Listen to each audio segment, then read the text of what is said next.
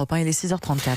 Rejoice, ce mot est la joie de Boris Johnson en une ce matin du Daily Mail. Photo du Premier ministre britannique, pouce levé. Les conservateurs remportent les élections législatives largement.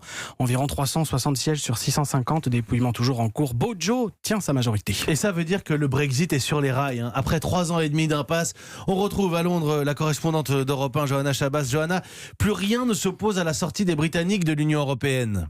Oui, il n'y a plus aucune raison pour que l'accord de Boris Johnson ne passe pas. Il a une majorité absolue et tous les députés conservateurs ont promis pendant la campagne qu'ils voteraient pour une fois au Parlement.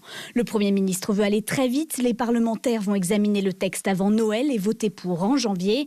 Mais Sarah Obolt, spécialiste de politique européenne, le rappelle, ce n'est que le début du processus. La Grande-Bretagne aura légalement quitté l'Union européenne, mais il reste encore plein de questions sans réponse. Il va falloir des négociations sur les accords commerciaux. Donc même si la première partie du Brexit, le divorce avec l'Union européenne est fait, il faut encore qu'on s'attaque à des grands problèmes et établir quelle sera la relation entre le Royaume-Uni et l'Union européenne dans le futur. Alors tout ne sera pas fait du jour au lendemain. Dès la confirmation du Brexit en janvier, le pays entrera dans une période de transition. Elle doit durer 11 mois pour permettre la mise en place des accords commerciaux ou encore la sécurité aux frontières.